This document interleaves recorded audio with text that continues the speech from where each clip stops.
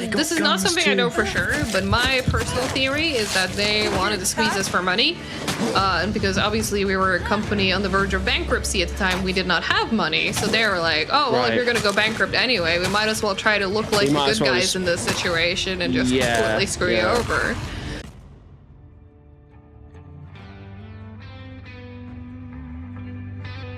Hello. Hello. Hello, old friend. How are we? Good to see you. I'm good. How are you? Long time no speak, honestly. I was just I know. I was filling the people on this game in general and just the because we played it a bit recently, didn't we? We played it a few weeks back, right? Yes. And we did say like we should definitely just like stream this a bit. Yeah. Because like I'm gonna check. I don't know, there's just something about this game. Like it's just the April 13th was my last played, so that must have been when we played. Yes, yeah, and it's just like this game is just the definition of like wasted potential. You know, like, dude, it's just it's annoying. I mean, Liz has been there since the beginning. She was there since the start. So there's probably some really interesting stories that you're going to tell as well. But it's like. I used to be like the biggest Walking Dead fan, which is also why I was like, because I remember in my job interview, I was specifically coming in like, yo, do I get to work on Overkill's Walking Dead? Yeah, I remember you telling me this. Yeah. And I remember when they confirmed that, like, yeah, this position is for Overkill's Walking Dead. I was like, yes, going out of there. How did I get acquainted with Starbreeze? Well, I mean, if you mean like acquainted, I played Payday 2, I believe. My first actual introduction with Payday 2 was with a streamer I followed at the time who I believe he got beta access and was giving away beta keys on his stream. And I happened to win one. That was like my first intro. But then, yeah, I did games industry in other countries, and then I kind of came back and like, man, I wanna move to Sweden. Which game studios are in Sweden? It's like, ooh, Starbreeze. All right, let's see what we can make happen. Those the Payday guys? Hell yeah. And like, again, I was a big The Walking Dead fan at the time, so, you know, oh my god, I get to work on The Walking Dead. That's fucking amazing. Oh, shit. So you were also part QA as well? I started doing QA. That's what I actually started doing. I was just doing QA, but then by the time, this was when the beta was gonna start happening, they came in, and I remember this was like my first interaction with Almir too, because obviously I knew who he was, so, you know, a bit intimidated, never spoken to the man, and then all of a sudden, like, he wasn't the QA lead at the time, but he was like second in command. He basically came over like, yo, do you have a moment? I'm like, sure. He's like, come with me. And he leads me to this room where Almir is sitting on the opposite side of the table, and Sebastian's in there too, and I'm just like, what the fuck did I do? Like, am I getting reprimanded? Like, what the hell? But then it turned out that, you know, they had apparently gone to QA and asked, like, yo, we need someone to help, like, you know, scrape social media for bugs and also maybe help the volunteers out with game knowledge to be able to support the beta. And then they knew that I had live QA experience from before, so they went to me like, yo, do you want to be this person to help do this? So I was like, sure. But yeah, the first moment was like, what the fuck did I do wrong? I was like, am I getting fired? Another question on my side about why this game was removed from market, like you can just stop supporting it. And yeah, it's because this game specifically, obviously we don't have the Walking Dead license. So when Skybound said you're not allowed to use our license anymore, that meant that we legally could not keep updating the game, unfortunately. Even if it was like an update going out on the same day, it's like that's the roughest part, man. Because it's like I still remember so vividly that morning checking my phone, because back then that was like the first thing I did in the morning, and it just had so many like pings. And I remember at first, like, reading the first one, they were like, well, yo, what's going on, you know, with the license? And I was like, oh, it's probably another mistake, because it was like just a week before or something, there was something that had happened on the PlayStation side where they said the wrong thing. So my first reaction was like, oh, it's probably another mistake. But then, you know, I looked more into it and I was like, shit, this looks real. And I just remember I got up and immediately like hurried to the office to be like, get some answers, like, what the fuck's going on? And then I came into the office and basically more people did the same thing, came in early to be like, what the fuck's going on? We were all like, just no on one edge, has a clue. like, what do we do now? Like, do we keep working on the game? Like, just what's going on? Yeah, no. So just for some extra context as well, so when they did the engine switch from Valhalla to Unreal, right? A whole years of development was wasted. Yeah. Because with Valhalla was essentially a renderer, not a game engine. It wasn't a game engine, no. It was impossible to work with. So when the team got tasked with, well, the team basically begged and pleaded with management. Look, I'm pretty sure the story kind of goes like, I mean, it makes sense. Like, look, we're going to be using Unreal for Payday 3 anyway. Let's use Unreal for Overkill's The Walking Dead because then we can get some experience with it, right? But I'm guessing the headers at the time were insisting, no, we're using Valhalla. We spent money on Valhalla. We're using Valhalla. And it took them until 9 months, I think it was, right? Around that period before the game was that was releasing. Just before I joined, months. So I've only heard the stories, but that adds up with what I heard, yeah. Yeah, 9 months before they finally turn around after a whole year of begging and pleading. It's like, wow, imagine not listening to your fucking developers who know how to make a game. Just, it does bore my blood a little bit, you know, because once again, in hindsight, imagine if they had like 9 months and a whole year of development on Unreal, you know? Yeah. Just imagine. Also, Eek asks, doesn't Luke know that you're not supposed to communicate with the game devs? They're asking for something? Fire 10 of them now. Yeah, valid, actually. You know what? I'll shut my mouth. What do I know about game dev, huh? What do I know? It's like, oh yeah, I work in the engine. I kind of have an understanding of what is workable and what's not. Like, yeah. Don't listen to me whatsoever. And I get it to a degree too, because obviously I get like how like finances and investments stuff and all that need to be considered, but it shouldn't it shouldn't mute other voices and other considerations, and that's the problem. You gotta have the compromise of the two. Yes, but there's also times we need to bite the bullet and say, right, this was a shit investment, okay? Yeah, that's what I mean. Like, there needs to be a compromise. Like, you can't just have one completely lead the way, because if you let the developers fully decide, then you're not going to be financially viable. But if you let the investments decide, then you get fucking shit. Yes. So, you know, exactly. There needs to be a balance between the two. And it's like, hey, you know, we might have lost some money with this investment, but if we actually give the dev team a full, proper development cycle on this game, we can more than likely make the money back or break even at least, right? Yeah. Like, once the game goes live and it's in a good state. Yeah, that's just the struggle of the corporate world. That's just from a logical perspective. But hey, what do I know? I'm not a big wig suit, you know. Like, exactly. I'm just a grunt. Just a grunt on the front lines. The game came out in September of 2018, or was it August? I can't remember. I don't remember. Wasn't it later? Wasn't it October, November? Maybe it wasn't. No, right. It might have been August, September. Or was it November? Because I joined in July, and that was like a few months before release, I think. Right. And Joachim has a better knowledge than I do, so he might be able to confirm it or not. Oh yeah, so Joachim's he's an OG of Starbreeze. Oh, absolutely. So Joachim, for those who don't know, Joachim was, for example, the mastermind behind the Payday 2 launch trailer with the stills.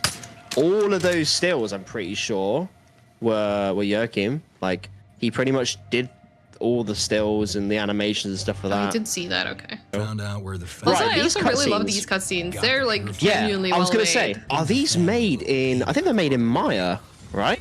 Probably. They're not made in Engine. I think they're made in Maya, or I mean, Joachim might be able to clarify that. I don't know if he's still here or not. Oh, Joachim said, I don't remember who made the cutscenes. Perhaps outsourcing, potentially. Oh, it might have been, yeah, because we had a couple of outsourced agencies we were working with at the time.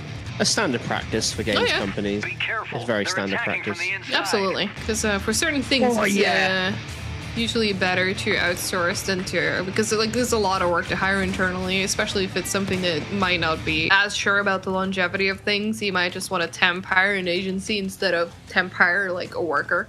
Oh, Goodbye Kansas. That was the company name. Oh, they made the cutscenes. Okay, I know they made our trailers and stuff. I did not know they made the cutscenes too. But yeah, they're fucking good. We're gonna need backup because there's no bots in this game. Like, was that ever a thing that was considered, by the way? I remember it was discussed, yeah, but back then, I don't know who, but there was someone higher up who were like, people don't want to play co-op. They want to play like by themselves. Or no, it was the other way around. They don't want to play them by themselves. They want to play co-op. So we don't need to make bots because no one's gonna play the single player. And we were all like, X'd out, but You're the boss. Oh my god. Yeah, it's just like baffling decisions like that. It's like, are you kidding me? Like, what? Why? Like, oh my god. Also, the Crimson Frog is right. The music is bopping. It absolutely is. Yeah, he's just a genius. Like, he's like, he went from this like to Payday music, and it was just like, he just fit it perfectly. Like, all the Totally so Revival era different, but he tracks, just like, nails it. Yeah, there's such really interesting like background synths all that he used in that. Yeah, speaking of Gustavo being humble as well, it just reminded me of the first time I like physically met Gustavo. Like, I saw him across like the room. This was like at a work conference party thing. So I saw him and I'm like, oh my god, I really want to go say hi. But then I'm like, but is he even gonna know who I am? Is he gonna be like, you know, oh, what the fuck? I don't know. I don't want to talk to you. I don't know. You move on. But eventually, I worked up. I think it took me like genuinely 30 minutes to work up the courage to like go say hi. And so I walk up to him and I'm like, yo, I just want to say hi. Like, I'm such a big fan. And he's like, oh my god, Elizabeth, no, I'm such a big fan of you. And I'm just like, we both kind of stood there gushing at each other for a little bit. And it was just like, oh, I love the man. No, like, yeah, I love him to pieces. He's like, so great. Yeah, we still talk like when we can. Like, for the most part, he's just so busy. No, once again, like, Cret in the chat is apologizing to Yerkin for like the crunch and stuff, and it's like, yeah, like the crunch was bad over there. Oh yeah, like, it was unreal. There's so many documentaries and all that on it now. It's just insane. I remember working 7 days per week. Although I did it happily back then because that's back when Starbreeze still paid you for overtime. They don't do that anymore. Like, you have to take your time back or like work it out some other way. But back then we got extra money, so I got hella payouts. But also it was, yeah, you had no free time. Yeah, you hear that, chat? 7 days a week, and they were burnt out. Lazy devs, these fucking lazy devs, man. Wait, you're not willing to work overtime and like not be paid for it? You lazy sack of shit. So lazy. How dare you? How dare you? There's like the special thanks kind of section in the credits. And the QA I was working with closely with at the time, and he was like teaching me the ropes and everything when I joined. I don't remember if he actually went through with it or not, but I remember he joked about like, you know, thanking his ex for like breaking up with him so he had more time to put towards the game. What the fuck? How romantic. I know, right? Yeah, no, but like ultimately what matters like the most is just like your mental state. Like, as long as your mental's all good, like. And I can honestly say too, the Starbreeze have been surprisingly supportive because I mean, like, truth be told, the Starbreeze back when I went on sick leave, I wasn't, you know, completely satisfied, which is why I was part of why I was like, well, fuck it, I'm taking sick leave. But they've been incredibly supportive to try and get me back, and like HR specifically, shout out to our HR team, good. Like they're fucking amazing. Yeah, no, Starbreeze HR are genuinely fucking goated as shit. Like really, really good. Yep. Yeah. So they've been like setting me up with like. They've given me like a rehab coordinator, like they've given me physiotherapy. They offered a therapist as well, but I already got that through my doctor, so like I passed on that. But like all of these things that my work is paying for, like I'm not paying for any of this. Not being funny as well, but I remember when I first joined up and I was doing the year one trailer.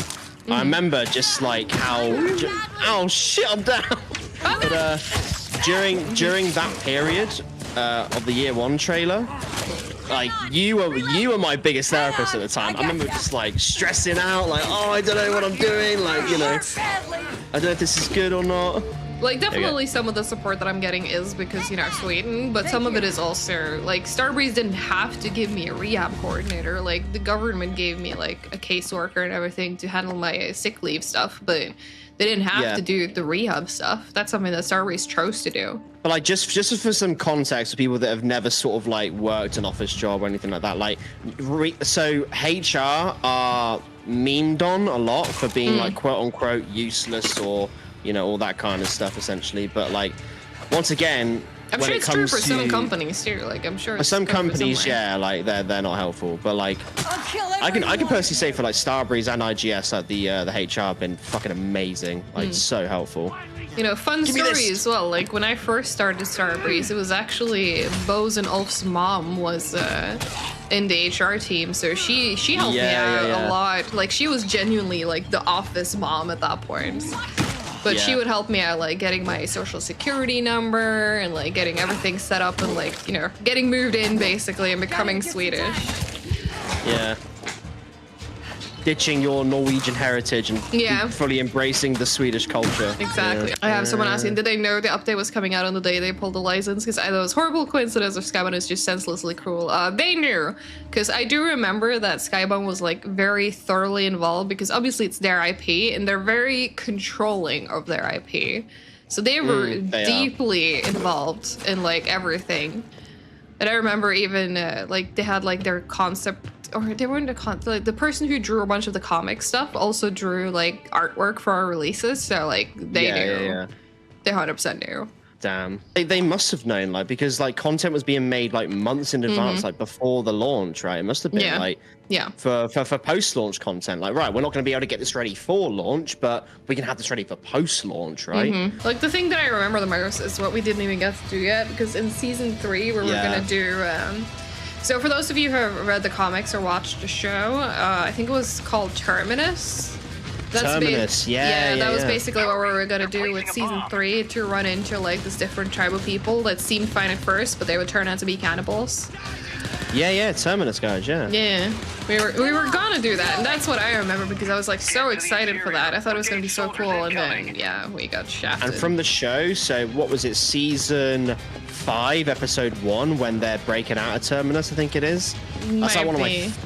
That's like one of my favorite Walking Dead episodes, when Rick just grabs the AK and just like sprays them all. Oh, it's iconic. Skybound already hates me and have Hitman on their way to my location. And this is not something I know for sure, but my personal theory is that they wanted to squeeze us for money. And because obviously we were a company on the verge of bankruptcy at the time, we did not have money. So they were like, oh, well, if you're going to go bankrupt anyway, we might as well try to look like the good guys in this situation and just completely screw you over. Again, I don't know for sure, but that's... I'm pretty sure that's what happened. And that is also why Skybound do not like me, because I was obviously still active in the community at the time. So people kind of quickly, without me saying it, people quickly picked up on, we want to still work on the game. Skybound are the ones not letting us. So then, you know, the hate turned towards Skybound and not us. And I've had genuine complaints from Skybound higher-ups towards me, but so the person handling them at Starbury, she just, you know, I've had this complaint about you, but honestly, keep it up. Just like... Mate, huge Skybound drama. Huge. That's why I'm pretty convinced that Skybound have Hitman out on the road to find my location. And just to clarify as well, for those who've never met Liz in real life, she's a fucking unit. She would actually deck you. Like, absolutely. I wouldn't get on the wrong side of it. I remember when we first met, I remember saying to you, like, fucking hell, you are a unit. Like, you know what I mean? Like, dude, it's that Norwegian blood. Yeah, and I remember I was watching a stream of you as well, because you were doing a speed run for Resident Evil. I think it was Resident Evil 5. I think so. Yeah. Yeah, and I remember like you were there, and just like I don't know if it was the shirt or whatever, but like, Jesus, like your biceps, fucking hell. Yeah, no, like this game is honestly, it was so sad. Like it never deserved the hate that it got.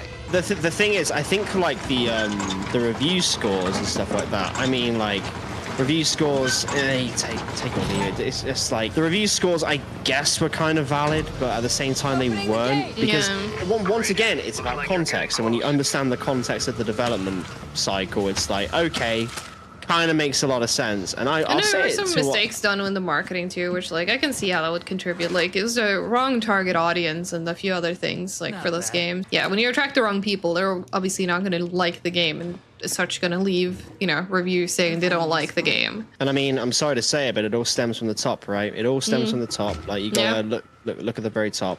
Yeah. With everything. Yeah, because I remember the pricing of this game was a hot topic, because obviously that was another thing. The game was priced above where it should have been. And there was like, I remember this whole internal blame game where like people were like, but why did we price it that high? And everyone was like, marketing decided. And then the marketing team was like, we sure as fucking didn't. Like, so it was probably some higher up that kind of came in and just decided, nope, this is what it costs, because obviously we're a AAA gaming company. We're a AAA company. Yeah. Like, multi-title, baby. I can guess who probably came through and like pushed that through, but it would just be a guess, so I don't want to, Well, I've got a good idea anyway, but I will die on the hill that this is not a bad game. it's not a bad game. It's just not. Like, objectively, it's not. And that's also why it really bothered me that Skybound cited the reasoning for pulling the license as like a quality like issue, because A, they were deeply involved and had like the right to like approve or like, you know, not approve things every fucking step of the way. And B, have you seen some of the other fucking The Walking Dead labeled games? Hey, like, don't chat shit about Walking Dead Destiny, okay? Don't chat shit. Absolutely do that.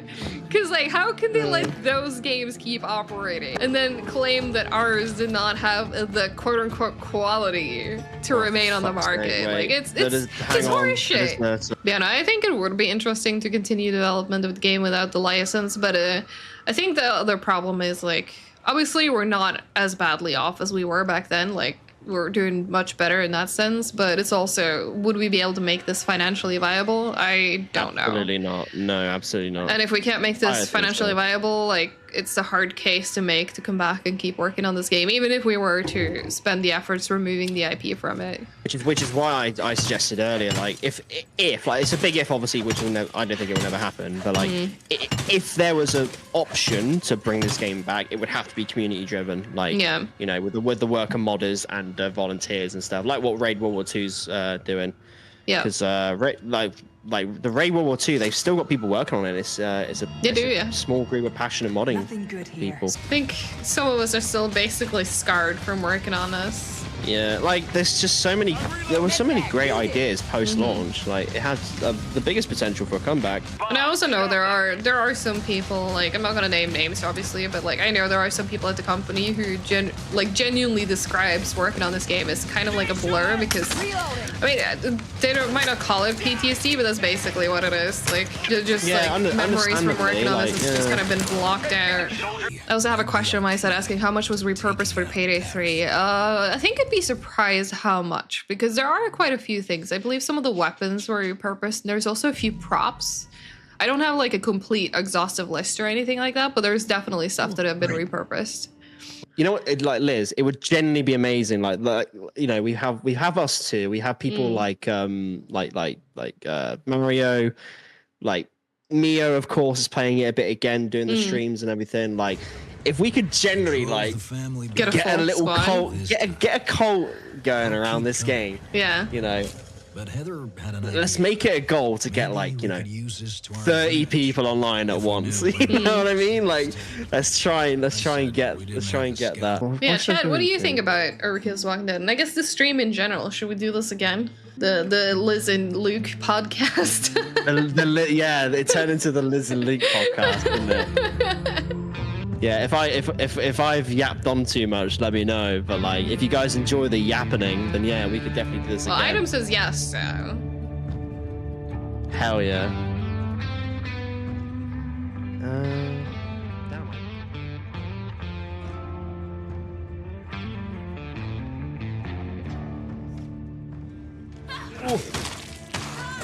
What trailers did I make? So I worked for Payday. So for Payday, I worked on. I tell you what, quite a fun project I worked on that game was, you know, the First World Bank teaser trailer, with Chains sitting on the sofa, like, you know, chilling. It's a good one. That reality TV show. The announcers sounds quite familiar, but also like I did the music for it. I did like the cinematics and all that. And what was we recorded that audio. There is actually a full episode of that reality TV show that will never see the light of day. So we recorded it in the stream room on a Friday evening, right? You know, we had after work drinks, and then Vincent comes over to me, taps me, because like earlier in the day, I'm like, yo, so when are we going to record that game show thing? He was like, let's do some method acting. The guys are going to be intoxicated, so why don't we be? Oh, I gotcha. And I was like, I understand you, yeah. So Vincent comes over to me, and Nico's there at the time as well, and they just tap me on the shoulder and go, Luke, it's time. We just go into the stream room, we record the voices. Yeah, so somewhere on my computer there is a unreleased full episode of of the what was the name of the show called? In Love or Incest. In Love or Incest, yeah. Fucking great name. And I'd see like this like announcer like, welcome back to In Love or Incest, you know, like on tonight's program, you know, like super duper cheesy. That was fun, man. I can imagine. And then we watched it back, and then me and Vincent were just like, yeah, let's not release the. This is so shit. And I was like, yeah, this kind of sucks, doesn't it? So we just sort of picked the key bits about First World Bank and everything. We're like, yeah, we'll go with that. Yeah, so I worked on that for a little bit, and then the First World Bank trailer. So when I was over in that week, Joachim, big shout out to you as well. So me and Joachim worked our asses off on that trailer to make it look as cool as possible. Joachim carried though, like he was just. As soon as Joachim does his magic with the animation, it just makes my job so much easier. Honestly, it's just like everything falls into place. And then of course Gustavo coming through before going on a vacation, like, hey, you needed a classical version of the ice track, here you go, I'm off on vacation now, bye. I'm like, oh, okay. Yeah, it was not an Alabama dating app, Karik. In Love or Incest was a reality show, which probably also from Alabama. An in-universe reality show, yeah. In-universe, yes. In-universe. Definitely not a real thing. Not based off real events. I hope not anyway, yeah. Okay. I did say it on one of my previous streams when I came back, but there is some behind-the-scenes footage of me, Joachim, doing the mocap and me directing the mocap for the First World Bank trailer. If I can get my hands on that, and if I get permission to show it, I will happily like showcase that behind-the-scenes footage. It would be great if we could, yeah. Because there was a project that Marcus was going to do where it was like the behind the scenes of making First World Bank stuff. So not just like the trailer, but for the mission and stuff as well. Because we had the interview with, they did the interview with Ilya. Yeah. And we were going to go a bit more in depth with it as well and then do the behind the scenes of the trailer, but it just never came to be. Joachim's like the same kind of guy as like a Gustavo. Just like he's so easy to work with, and like we just both just clicked. I remember when we worked on the First World Bank trailer, like we both just clicked, and he helped me a lot when it came to the jacket trailer with the lighting. So I can say this. So basically, me and Joachim, well, it's mainly Joachim. For that last bit, you know, when Jacket stands up with the baseball bat and then lunges at the camera, do you notice how the lighting behind him goes like pink and what were the colors again? It was like pink and blue almost, right? Behind him. We had like a little backlight to the right of him too. We took inspiration from the John Wick 3 poster, you know, where there's like the multicolored poster from John Wick 3. Yeah, it's a really cool poster.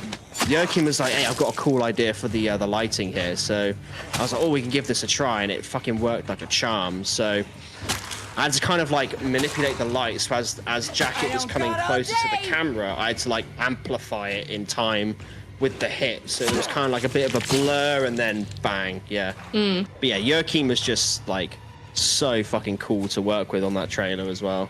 Yeah, I know, Joachim. Yeah, fun time working on those trailers. Oh, me too, man. It was so fucking fun.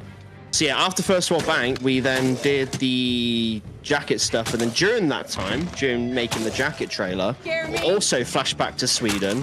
Vincent's there, he calls me over, and he says, hey, I'm working on this, like, Hotline Miami game, but it's going to be, you're a civilian, like, escaping the payday gang. And I was like, oh, like, this is cool. Like, have you got any, like, music or anything? Like, he was like, do you want to do music? I was like, fuck yeah, I'll give it a go. So then, yeah, that's how the Don't Be a Hero stuff came about. I spent my Christmas break with family and all of that, but then, like, the last week of my Christmas break, I just spent on the track, pretty much. I was like, I just was like, I'm in the mood to just, you know, do the track now, pretty much. You know, when the inspiration hits you, you're like, yeah, let's work on it now. It hits, yeah, exactly. And originally, there was another track that I made for it, but then I sent it to Vincent, and he was like, no, this is a bit too dark, like a bit too dark. I want it to be a bit more upbeat. So yeah, somewhere there is like an unreleased like version of that mini game track as well, which is a bit darker, a bit more bass heavy. So then we were just like, oh, we want it to be more of like a Hotline Miami type, like proper Hotline Miami's type stuff. So then that's where the Don't Be a Hero track came from. I did another draft and sent it to Vincent, and he was like, fuck yeah, this is the right direction. So then I was like, all right. It's like, finally nailed it. Yeah, like, which is that's the fun part of the collaboration process. Is like, you know, like getting it wrong, getting it, like, you have to obviously fuck up, and it's already fucking up, but it's just like you both have a vision. Like Vincent has a vision for his game, and it's like, okay, I'm gonna work with you the best I can here to like make sure that your vision is satisfied, and then my creative endeavors satisfied as well. So yeah, we went back and forth a lot with the track, and we finally found that Hotline Miami style that we went for, and now it's on the Spotify, and yeah, people seem to like it. So Sure, yeah, so this is good. I had a lot of fun making that track. It was good, dude. As soon as I heard Gus's tracks being released, because I'd already heard them months in advance. Of course. So I was doing the launch trailer as well as the main Jacket trailer, like the one where he's in the when he's in the nightclub swinging the bat around. So I did that one as well. Just cooked up something quick. So that same, like, well, a few days prior, I reached out and said, hey Gus, have you got the full version of the track so I can skim through it? And he sent it me, and he's like, Gus is so casual with it. He's just like, yeah, just like pick a part that you like. And I'm like, which part do I even choose? The whole track is amazing. Like, what do I choose? And then obviously that's when I heard the synth solo for the first time as well. This is back in January, and I was like, dude, like, people are gonna go crazy for this. Like, are you kidding me? I remember when I was doing the First World Bank trailer and like getting a DM at like 3 in the morning, because obviously time zones and stuff. Like, I'm there like 2 in the morning, like getting DMs from Gustavo being like, hey yo, here's a version of the track, like let me know if you need anything more, that kind of thing. And yeah, I remember hearing like Pressure Point for the first time, and I was like, dude, what the fuck? Like, you've nailed it. Like, it's insane. And like, he's such a humble guy too. Like, he's the most humblest dude you'll ever talk to. He really is. And I remember like he asked me at one point, it's like, how do you think this fits like the First World Bank aesthetic? I tried to do a little, you know, homage here and there, and I was like, bro, like, why are you even asking that question? It's like, I just want feedback. It's like, I want feedback. Yeah. It's like with the it's the same thing with the Jacket stuff. When I first had the meeting with him about the Jacket trailer, like, I just love how we were both kind of on the same page with it. Like, we had a one-to-one and we talked about it, and like what the vision I was going for, and what the mood and the atmosphere, because Denaton specifically told us, like, look, we want Jacket to be a bit more darker than the Payday 2 one, right? Like the Payday 2 trailer was kind of dark, but it, like, I think in terms of like the overall take on it, like the ending was obviously much more vibrant and bright, right? With the still shot of Jacket with the wonky Hotline Miami aesthetic. So for this trailer, we was specifically told, like, yeah, we want to go with a darker tone. And I remember saying back, like, that's cool, because I also want to go for a much more darker approach as well. I think it'd be really, really cool. So then that's when Joachim showed me his concepts and was like, hey, I've got an idea for the trailer. And Gus, when I talked to Gus, I was like, hey, here's some inspirations for you, the kind of style I'm going for. And immediately when we got into a call, the first thing Gustavo said to me was, I'm so fucking happy you mentioned Carpenter Brute, because that's exactly the kind of style I wanted to go for. Yeah. And I was like, yes, okay, go away, you know the drill, cook. Like, we don't even need to talk further. And he did. Literally, he came back to me like a few months later, like, hey, I hope this is okay. And I'm like, is this okay? What the fuck? It's like the best shit I've ever heard in my life. Right. Yeah, Mr. Bonk on the YouTube chat for me says Jacket is really good in Payday 3, even better than in Payday 2. And I agree. Like, I did not think it was possible when we first started talking about bringing Jacket back. I was like, I mean, I'm sure it'll be good, but like, can we really beat Payday 2? And then, holy shit, they actually did.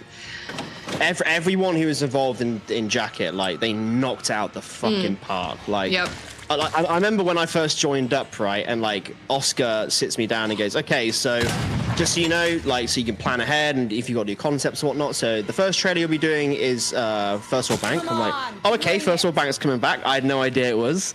And then it was, and then you're going to be doing the Jacket trailer. And I was like, oh, that's a big ask. Okay. The pressure on my shoulders, because the original Jacket trailer is fucking iconic. So, like, I won't lie, there was a lot of pressure on my shoulders to just do it justice. I wanted to just, like, put myself in a fan's perspective and go, right, like, I mean, I'm a fan of Payday, so it was like, right, I'm a fan of Payday. What would I want to see, really? You know, like put myself in a fan's shoes or whatever. Yeah, and I hope people really enjoyed the trailer because me, Joachim, and Gustavo worked our fucking asses off on it. Like, you know, it's a team effort at the end of the day, and like everyone played their part like amazingly. I feel, you know, there was definitely some nights where I was up till like late nights on you know, checking the mix, making sure every shot was like perfect, you know, or not perfect, but trying to make sure like every shot was good, and you know. Yeah, I'm pretty sure I told you to go to bed a few times in that period. Yeah, I remember there was one message I remember receiving from you at like I think 1 or 2 o'clock in the morning, and you were like, "What are you doing up?" And I was like, "I'm just checking this bot because like there's just something missing." And you just said to me, "Go to bed, Luke. It's late." I'm like, "Yes, Mom." Like, fuck. Like there are times when you do need to learn to like, okay, just take a step back, you know, breathe a bit, like let your ears and eyes rest. Like that was kind of like an important part of me because now going into IGS and working on Crime Boss, there's been so many times now where I want to keep going and I'm like, okay, yeah, like I've got an idea here, but I've gone, no, you know what? Let me take a step back and then revisit it the next day. And that's benefited me so much more because I go into it with a fresh perspective, fresh mindset, and I'm like, yeah, you know what? I'm glad I actually slept rather than stayed up. And like your brain still kind of mulls things over like unconsciously, so you give the brain kind of time to kind of do that work for free, and then you come back like, okay, and then you're refreshed and you're ready to tackle it, and it's so much better. Yeah, sleep is your time to kind of meditate on things, right? And like think things over subconsciously as well. Like that's the thing. So yeah, a few people definitely had to tell me, like yourself included, going, hey man, like slow the fuck down.